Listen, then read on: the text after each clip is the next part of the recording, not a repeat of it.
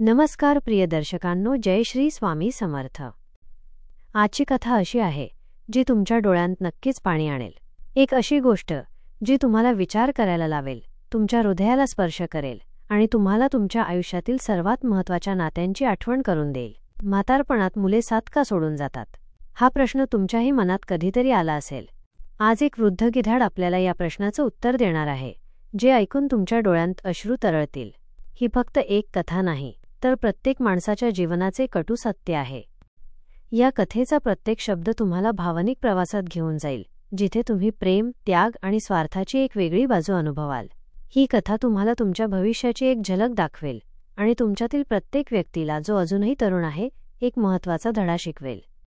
ही गोष्ट ऐकताना तुम्ही घाबरून जाल, तुमच्या मनात भीती निर्माण होईल, पण त्याचबरोबर एक उत्कंठाही वाढेल।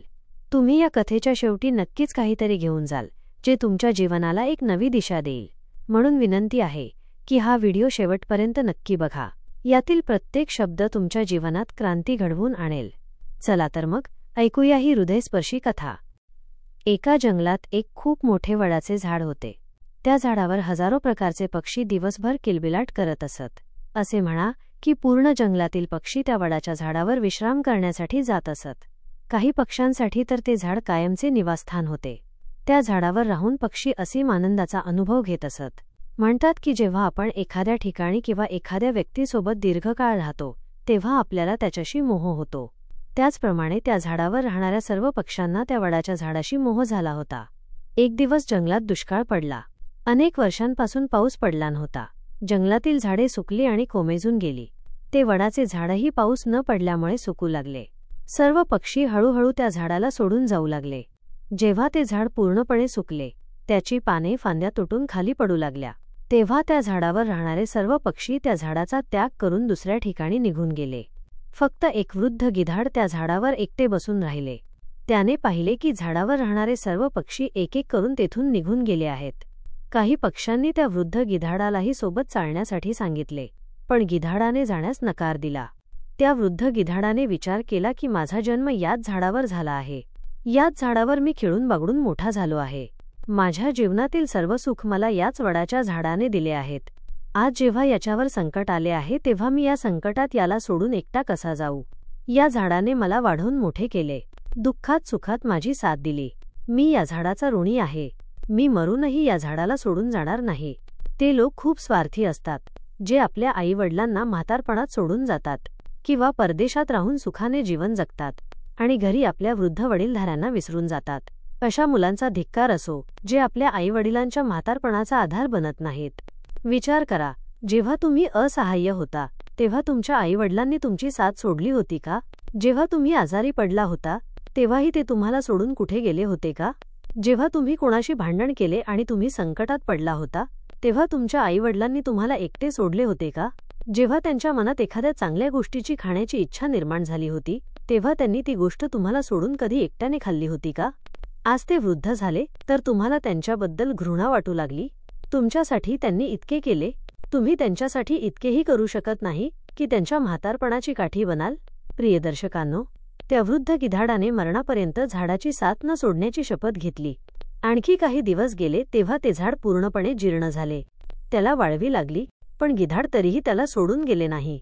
दिवसा थोडे इकडे तिकडे फिरून आपले जेवण शोधत असे आणि संध्याकाळी याच सुकलेल्या झाडावर येऊन बसत असे। अशाच प्रकारे अनेक दिवस गेले।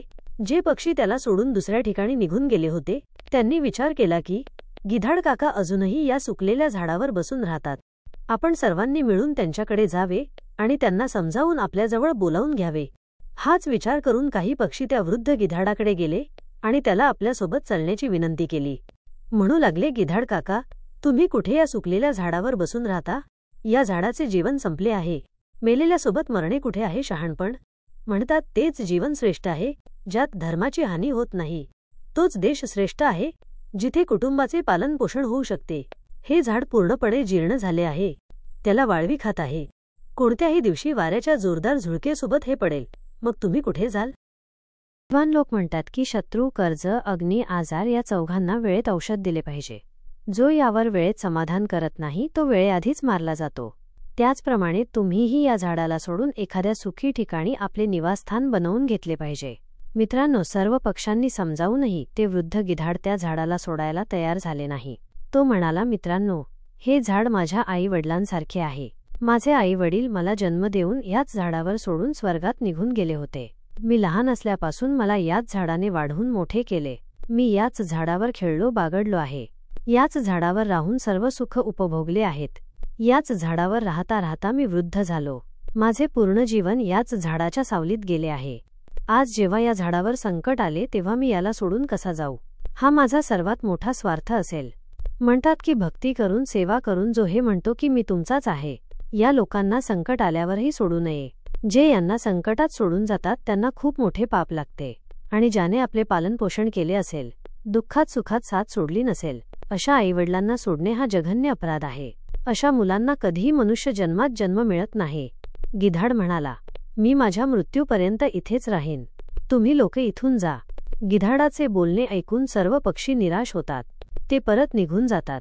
काही जण तर म्हणू लागले, अरे, या वृद्ध गिधाडासोबत याची बुद्धीही गेली आहे, म्हणूनच त्याला आमचे समजावणे चांगले वाटले नाही. दुसऱ्या दिवशी काही पक्षी त्याला पुन्हा समजावण्यासाठी आले, पण गिधाडाने जाण्यास पुन्हा नकार दिला. यावेळी सर्व पक्षी परत आपल्या घरी गेले नाहीत. ते इंद्राकडे पोहोचले आणि त्यांना सर्व गोष्ट सांगितली की हे देवा, आम्ही ज्या वनात राहतो तिथे अनेक वर्षांपासून पाऊस पडलेला नाही. पूर्ण जंगल पाण्याशिवाय आहे. झाडे झुडपे सर्व सुकली आहेत. जंगलातील सर्व जीवजंतू, प्राणी पक्षी जंगल सोडून दुसऱ्या ठिकाणी निघून गेले आहेत. पण दुःखाची गोष्ट ही आहे की ज्या वडाच्या झाडावर आम्ही लोक राहत होतो त्यावर एक वृद्ध गिधाडही राहतो. आम्ही लोक तर निघून आलो, पण ते गिधाड त्या वडाच्या झाडाला सोडून कुठेही जाऊ इच्छित नाही. झाड सुकून जीर्ण झाले आहे. ते कधीही पडू शकते. आम्ही त्याला समजावण्यासाठी गेलो होतो, पण तो तरीही त्या झाडाला सोडायला तयार झाला नाही. तो म्हणत होता की मरणापर्यंत मी या झाडाची साथ सोडणार नाही. म्हणूनच हे देवा, तुम्ही स्वतः जाऊन त्यांना समजावून सांगा. कदाचित तो तुमचे म्हणणे ऐकेल. प्रिय दर्शकांनो, पक्ष्यांचे निवेदन इंद्राने स्वीकार केले आणि इंद्रदेव त्या पक्ष्यांसोबत त्या वनात जाऊन त्या वृद्ध गिधाडाला समजावू लागतात. हे गिधाडराज, मी देवाराज इंद्र तुम्हाला समजावण्यासाठी आलो आहे. हे झाड खूपच जीर्ण स्थितीत पोचले आहे. त्याच्या फांद्या सुकून गळून गेल्या आहेत. यावर सावलीसाठी एकही सुके पान उरले नाही आणि तुम्हीही खूप वृद्ध झाला आहात. कोणत्याही दिवशी हे झाड पडले तर तुमचा मृत्यू होऊ शकतो. म्हणून या झाडाला सोडून एखाद्या सुरक्षित ठिकाणी निघून जा. प्रिय दर्शकांनो, इंद्राचे बोलणे ऐकून ते वृद्ध गिधाड म्हणू लागले, हे भगवंता, एक गोष्ट सांगा. जेव्हा माझा जन्म झाला होता तेव्हा माझे आईवडील मला याच झाडावर सोडून स्वर्गात निघून गेले होते. मी लहान असल्यापासून मला याच झाडाने वाढवून मोठे केले. मी याच झाडावर खेळलो, बागडलो आहे. याच झाडावर राहून सर्व सुख उपभोगले आहेत. याच झाडावर राहता राहता मी वृद्ध झालो. माझे पूर्ण जीवन याच झाडाच्या सावलीत गेले आहे. आज जेव्हा या झाडावर संकट आले तेव्हा मी याला सोडून कसा जाऊ? तुम्ही सर्वजण हेच करता की संकट आल्यावर गरिबीत आपल्या नातेवाईकांची साथ सोडून निघून जाता. मी त्या स्वार्थी लोकांसारखा नाही. मी मरणापर्यंत, शेवटच्या श्वासापर्यंत माझ्या आईवडिलांसारख्या या झाडाची साथ देईन. गिधाडाचे प्रेम पाहून इंद्र खूप आनंदी होतात. म्हणतात, मी तुम्हाला वरदान देऊ इच्छितो. सांगा तुम्हाला काय पाहिजे? तेव्हा गिधाड म्हणतो, हे देवा, जर तुम्ही देऊ इच्छिता तर मला वरदान नको आहे. या वडाच्या झाडाला वरदान द्या, जेणेकरून हे हिरवेगार होईल. याचे आयुष्य वाढेल. मी तर तसाही वृद्ध झालो आहे. थोडे दिवसच जीवन शिल्लक आहे. माझ्यानंतर या झाडाच्या सावलीत हजारो पक्षी सुखी राहतील. सर्वांचे भले होईल, तर मलाही आनंद होईल. गिधाडाचे बोलणे ऐकून इंद्राने त्या झाडाला पुन्हा हिरवेगार बनवून दिले. पूर्ण जंगलात पाऊस पडला. सर्व जंगलातील झाडे पुन्हा हिरवीगार झाली. चारी बाजूला हिरवळ पसरली. जे जीवजंतू, प्राणी पक्षी जंगल सोडून निघून गेले होते ते पुन्हा या जंगलात परत आले. सर्व पक्षी या वडाच्या झाडावर येऊन किलबिलाट करू लागले. सर्व पक्षी त्या वृद्ध गिधाड काकाची खूप सेवा करू लागले. त्यांच्यासाठी जेवण, पाणी सर्व काही तिथेच आणून देत असत. मित्रांनो, अशा प्रकारे त्या गिधाडाचे उर्वरित जीवन सुखाने गेले. आपणही या कथेतून शिकले पाहिजे की आपल्या माणसांची वाईट काळात कधीही साथ सोडू नये. खास करून ज्या वडिलांनी पालनपोषण केले त्यांची साथ सोडू नका. ते तुमच्या जीवनाचे देणारे आहेत. तुम्हाला वाढवून मोठे करण्यात त्यांनी खूप त्रास सहन केला आहे. त्यांच्या म्हातारपणात जर तुम्ही आधार बनू शकला नाहीत तर ते जीवन कोणत्याही कामाचे राहणार नाही. प्रिय दर्शकांनो, हा व्हिडिओ जर आवडला असेल तर व्हिडिओला लाईक करा आणि चॅनेलला सबस्क्राईब करा. पुढील व्हिडिओमध्ये भेटू.